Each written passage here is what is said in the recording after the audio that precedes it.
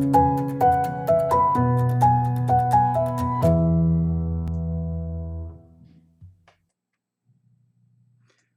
everyone, it's technology expert Burton Kelso with another tech tip to help you get the most out of the technology in your life.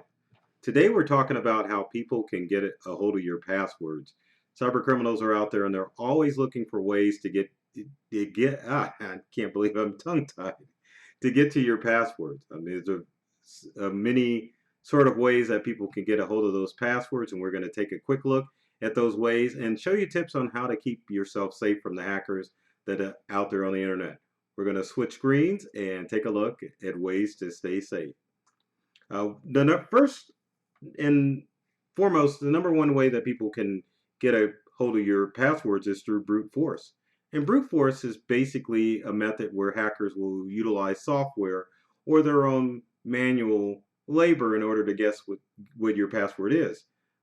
Brute force software can be installed on your computer and other devices, and it'll just continue to try a number of ways where it'll try to access your password. Or a hacker who thinks that they know your password may get a hold of your device, and they'll just try a bunch of different password procedures in order to log into your account. Brute force attacks can occur, but they're not as common as the next one on our list, and that is data breaches. Now, data breaches obviously have been happening quite a bit in our society. There's the Equifax data breach that has happened, and Facebook data breach that has happened. So data breaches are pretty common, and if you're going to have your password lost, a data breach is probably the most common way that it's going to happen, unfortunately, in our society today, just because of the nature of how cybercrime is. Next on our list is phishing. Now, phishing schemes are pretty prominent because it's the easiest way to trick somebody out of their password. Phishing schemes are socially engineered, so that means that hackers try to try to create emails that are designed to yank your information out of your knowledge. So I don't know how that made sense, but anyway, what happens with the phishing scheme is that cyber criminals will send out an email. Email looks like it comes from a legitimate source, and you voluntarily give up your password, which under normal circumstances you wouldn't. But with the phishing scheme email, it's pretty simple to do, and many people fall for it. In fact, it's probably the top way that many people or most people fall for password schemes or data crimes. Number four is spying. Now, how does spying occur? It occurs in two ways, because spying can occur in real life and it can also occur on your device. Now, spying in real life happens if let's say you're sitting at a coffee shop or an internet cafe. You enter in your password, but there's someone lurking over your shoulder, kind of like these action figures on the either side of me.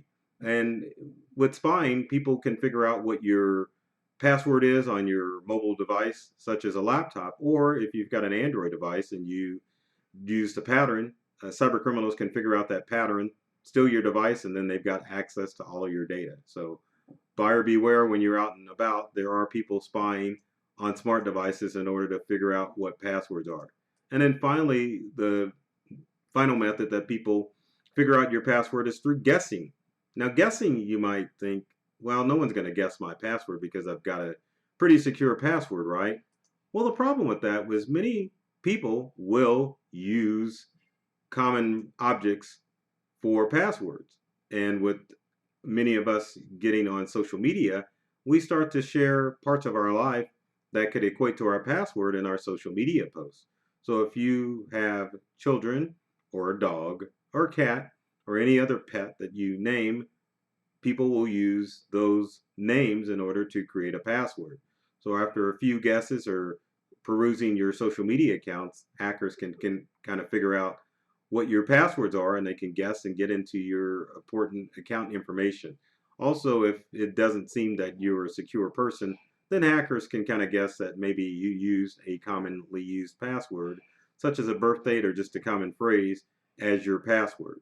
Now, how do you keep yourself safe from all of these password snafus or all of these thefts that can happen with your password?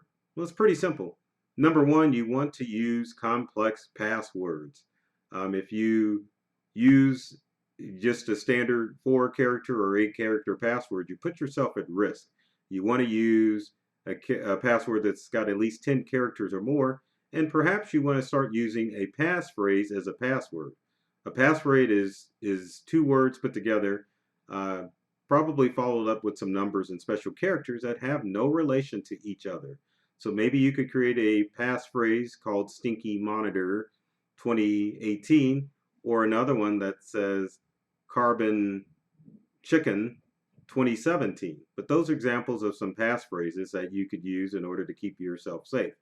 As far as managing all of those passwords for your different online accounts, which if you haven't already, you should use different passwords for all of your online accounts.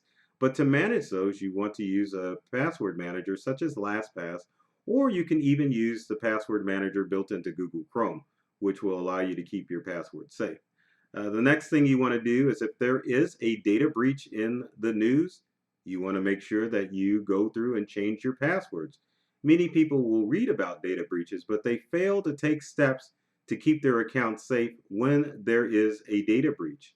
So if you see a data breach occur and it affects one of your online accounts, be sure to change the passwords for all of those accounts, and that way your accounts will stay safe from hackers. And finally, I don't think I need to tell anybody this, but you want to make sure that you keep all of your passwords safe and secure, and don't share that information with anyone out there on the internet.